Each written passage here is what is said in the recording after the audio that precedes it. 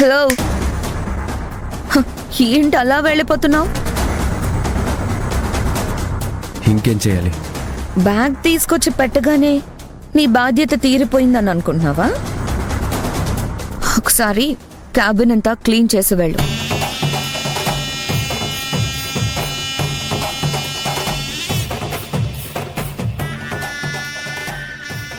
ఏం ఆలోచిస్తున్నావు? వెంటనే క్యాబిన్ అంతా క్లీన్ చేసి వెళ్ళు. అంతా క్లీన్ గానే ఉంది కదా, ఇంకేం క్లీన్ చేయాలి? ఓహో, క్లీన్ గా ఉంది కాబట్టి నువ్వు క్లీన్ చేయవు, అంతే కదా?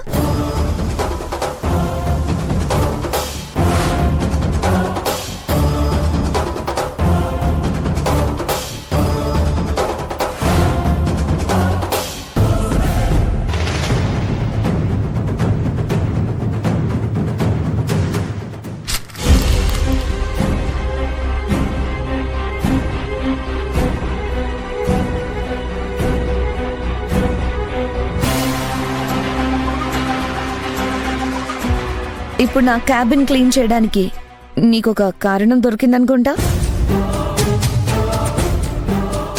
మొత్తం క్లీన్ చేసి వెళ్ళు.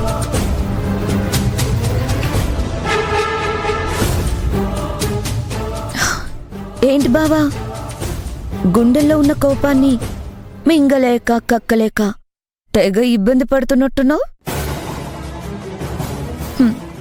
నువ్వు చెప్పిన పనులన్నీ నేను చెయ్యను అని గట్టిగా అరవాలనుందా? ఇప్పటికిప్పుడే ఈ జాబ్ వదిలేసి పారిపోవాలనుందా? చూడు, నువ్వు తిక్క తిక్క పనులు చేస్తే ఆ తిక్క కుదిర్చే పనులు నేను కూడా చేయగలను. ఏం చేస్తావు?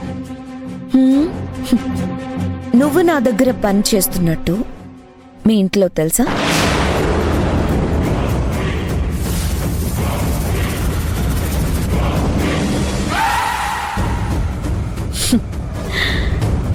నా ప్రశ్నకి నీ దగ్గర సమాధానం లేదు అంటే నువ్వు నా దగ్గర వర్క్ చేస్తున్నట్టు మీ ఇంట్లో వాళ్ళకి తెలీదన్నమాట. అయినా తెలిస్తే ఎలా ఒప్పుకుంటారులే. శత్రువు కాళ్ళ దగ్గర ఎందుకు పని చేస్తున్నావు అని నిలదీస్తారు, హేళనగా చూస్తారు, నిన్ను తప్పు పడతారు, తప్పుటడుగులు వేస్తున్నావని నిందిస్తారు. నాకు తెలుసు. నువ్వు నేను చెప్పిన పనులు చేయలేదనుకో, వెంటనే ఇన్ఫర్మేషన్ మీ ఇంట్లో తెలుస్తుందన్నమాట.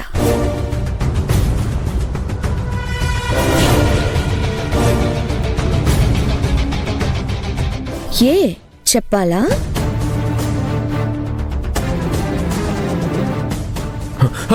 నువ్వు చెప్పినట్టే చేస్తాను.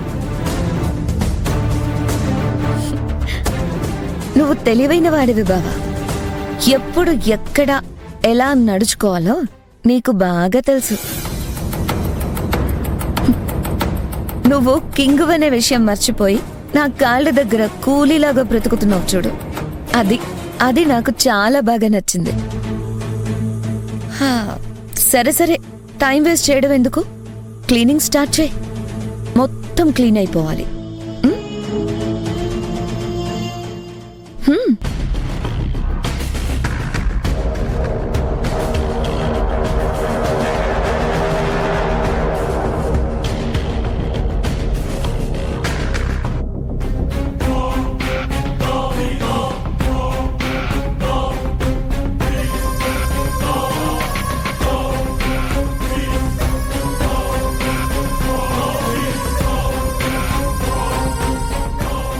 మా అక్కకి మీరు చేసిన అవమానం నేనంత త్వరగా మర్చిపోను.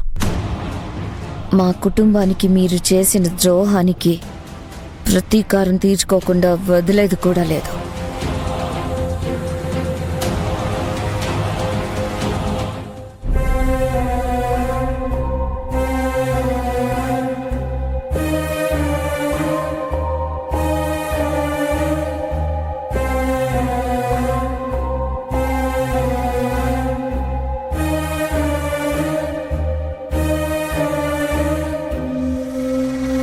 కుటుంబం ఇన్ని సమస్యల్లో ఉంటే ఆ సమస్యల్లో నుంచి కుటుంబాన్ని బయటికి తీసుకురాలేకపోతున్నాను.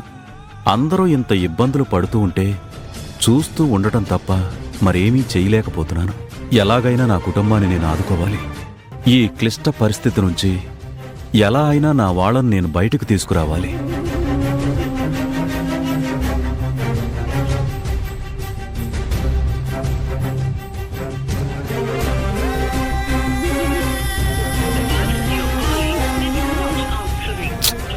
ఈ లాయర్కి ఎన్నిసార్లు ఫోన్ చేస్తున్నా ఎందుకు లిఫ్ట్ చేయడం లేదు? అసలు ఏమైపోయాడు?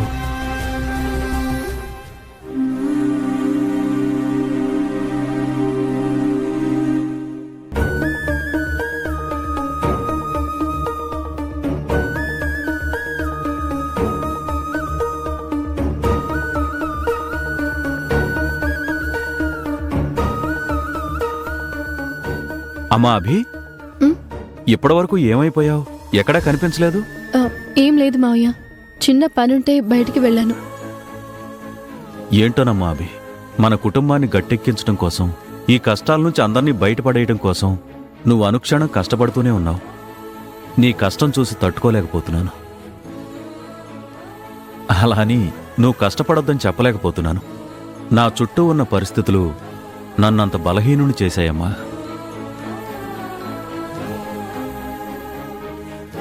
మావయ్య, మీరిలాంటివన్నీ మనసులో పెట్టుకోకండి.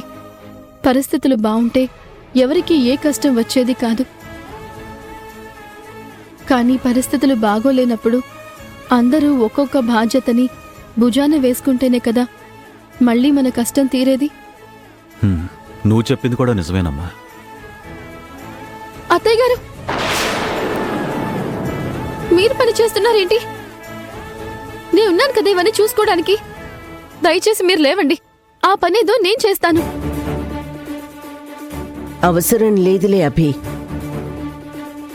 ఇప్పటికే మేమంతా నీ మీద ఆధారపడుతున్నాము అనే భావనలో కుమిలిపోతున్నాము. ఇంకా నీ చేత పనులు చేయించుకొని నువ్వు లేకపోతే మేం లేము అని నువ్వు అనుకునే పరిస్థితికి మమ్మల్ని దిగజారునివ్వకు. అలా అంటారేంటి అత్తయ్య గారు? మీరు నా మీద ఆధారపడ్డారని కానీ, నా వల్ల మీకు గడుస్తుంది అని కానీ నేను ఏనాడైనా మాట వరుసకైనా అన్నానా? కనీసం అలా ప్రవర్తించానా? పాడుపడిన ఇల్లు అని తెలియడానికి దాని మీద పాడుపడింది అని రాయాలా?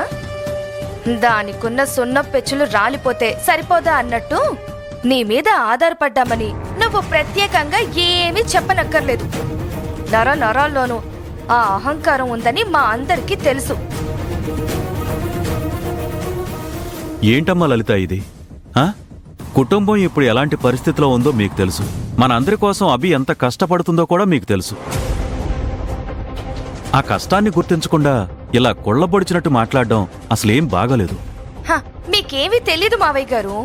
చిన్న కోడలు అని ఎంతసేపు చిన్న కోడల్ని వెనకేసుకురావడం కాదు. ఆవిడ గారు చేసే పనులు కూడా కాస్త గమనించాలి.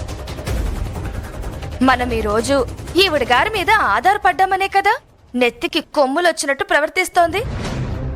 అమ్మా అభి, వీళ్ల మాటలేం పట్టించుకోకమ్మా. ఎంత మంచి చేస్తే అంత ముంచేసే రకాలే మన చుట్టూ ఉన్న జనాలు.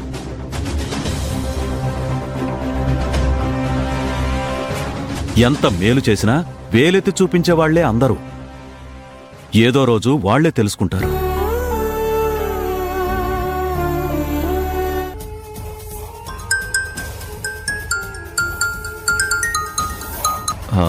హలో లాయర్ గారు, చెప్పండి. క్షమించండి వాసుదేవ్ గారు, కొంచెం బిజీగా ఉండి మీ ఫోన్ లిఫ్ట్ చేయలేదు. చెప్పండి.